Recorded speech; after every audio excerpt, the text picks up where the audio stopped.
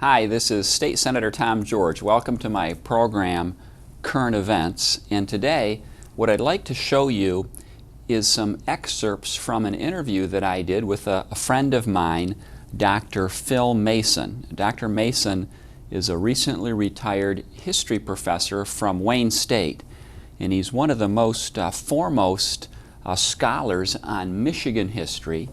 And I asked him to join me because he's a particular expert on the life and times of Henry Schoolcraft. So what you'll be seeing is an interview with Dr. Mason about Henry Schoolcraft. The name Schoolcraft should be familiar to you because, of course, we have the village of Schoolcraft within Kalamazoo County. And it turns out that Henry Schoolcraft, to our knowledge, was never in Kalamazoo or ever in the village of Schoolcraft, but it is one of his namesakes in Michigan. And he's a very important figure in our history.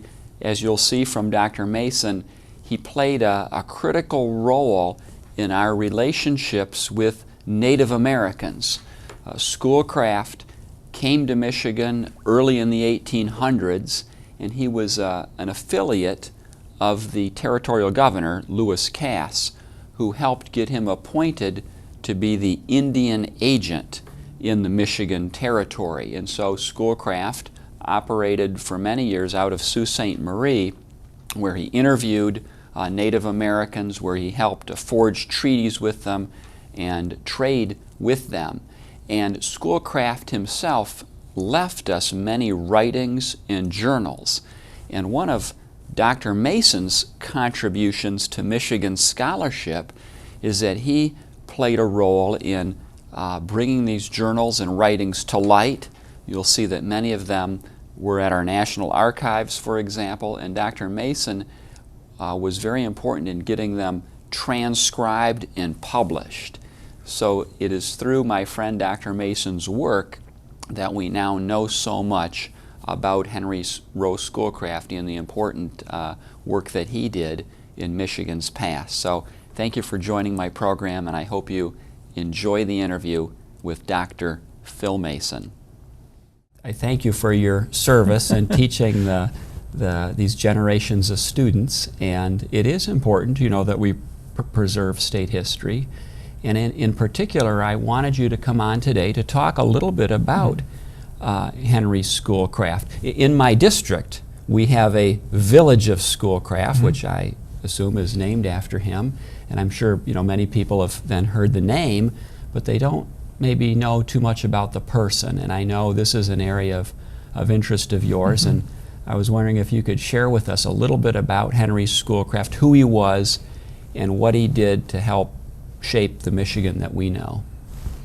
Well, to start, he was born in Guilderland, New York, just outside of Albany, in 1793. He showed signs as a young man, interest in writing. He's formed a literary society in that area. He went with his father to work in a glass producing factory in upstate New York in Keene, New Hampshire. And but when the War of 1812 ended he went westward.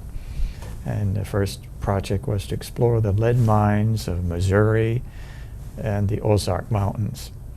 In 1820, he was asked by Lewis Cass to accompany him on an expedition to discover the source of the Mississippi River and to explore northern Michigan. Now, is this their famous canoe trip around the Great Lakes? Cass is now territorial governor at this time? Yes, he was. And it was more than a canoe. I think they took larger than a canoe to Sault Ste. Marie. And then at the Sioux, they took Mackinac boats and canoes, went westward around the Keweenaw. They explored the Copper regions, the Ontonagon Boulder, and then they went westward. And they didn't discover at this time the source of the Mississippi, and they came back. But the book on their trips, Narrative Journal of Travels, opened up, on the East Coast especially, to the richness of northern Michigan. Was this Schoolcraft's or Cass's book? It was Schoolcraft. Schoolcraft wrote the book, Mm-hmm.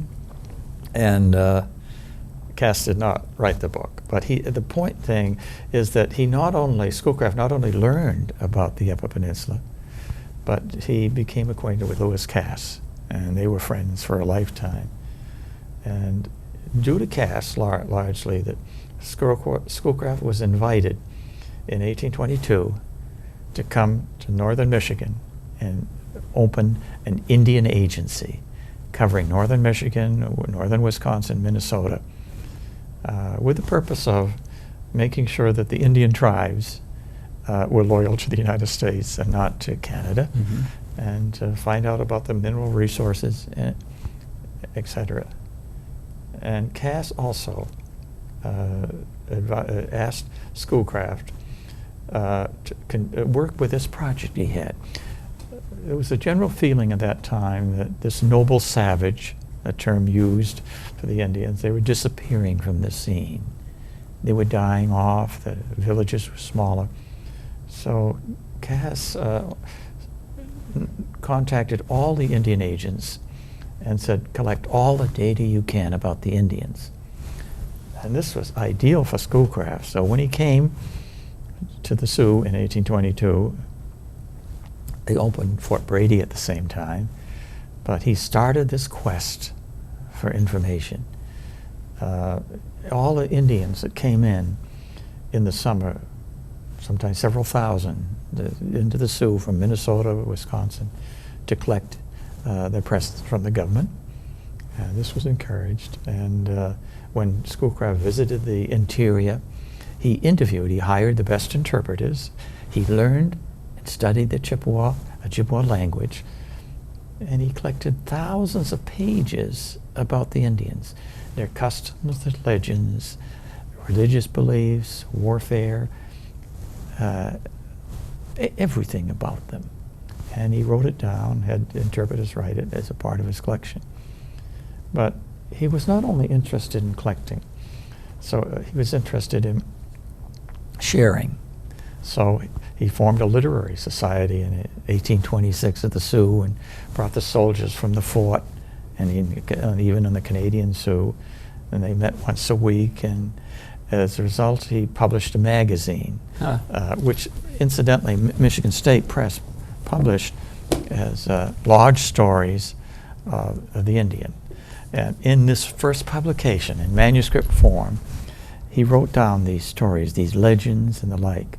That he had compiled. Right. And he did this, and then in 1836, he published this 2 volumes called Algic Researches. And these are the original versions here. The original, yes. And you can see that he published these 2.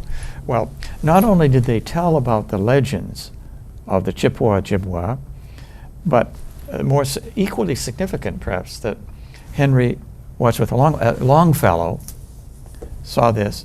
The famous poet. That's right. And then he resulted in this book called Tales of Hiawatha. Mm-hmm. So actually, Hiawatha, it's a curious thing about the name change. Original manuscript by Longfellow was Tales of Manabozho, who was the Chippewa deity.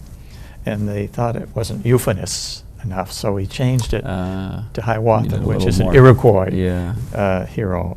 But the book which was extremely popular, Hiawatha, I had to memorize 10 pages in high school.